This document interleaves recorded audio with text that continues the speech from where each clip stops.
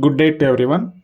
In this video, we'll see some of the points that we need to remember while writing the test case. Before we start writing the test cases, we should understand the requirements first. Then we should come up with the best options to write the test case. That means there should be some flow while writing the test case. It will help us to save more time while executing the test cases. The flow should be like starting from login, then it should go to home page, then product details, add to cart, product order summary, then logout. Like this, there must be flow. We should not start writing from logout, then again from the middle, like product summary. Like that, we should not write. Whenever you write the test case, you will also write the expected result also. While writing this expected result, you should always use the word like should be or must be.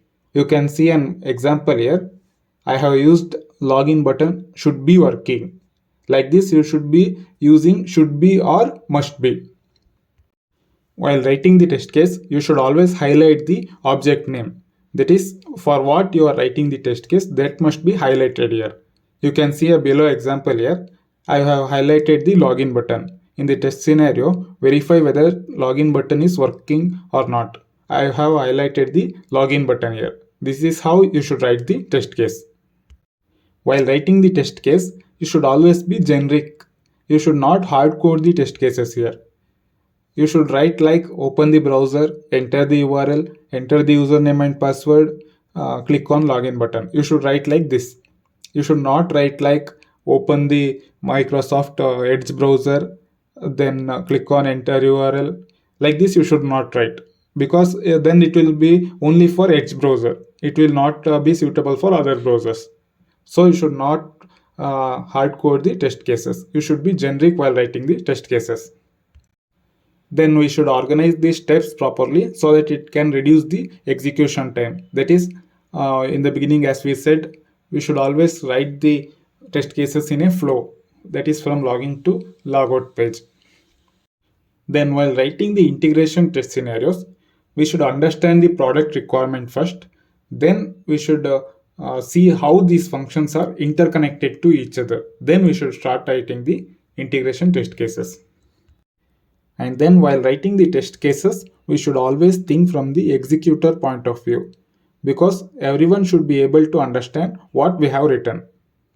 You can see an example here. Here we have serial number, test case ID, test scenario, test case, expected result, and actual result. Here we have filled all the details, that is serial number, test case ID we have written as TC001, test scenario as verify whether login button is working or not. Then the test case, open the browser, enter the URL, enter the username and password, click on login button. Expected result, it should be login button, it should be working. But the actual result, it will not be written here. Actual result, it will be written only after the execution of the test case. We'll see what is the result and then only we'll write the actual result. If the login button is not working, then we'll write it as login button is not working after the execution of the test case.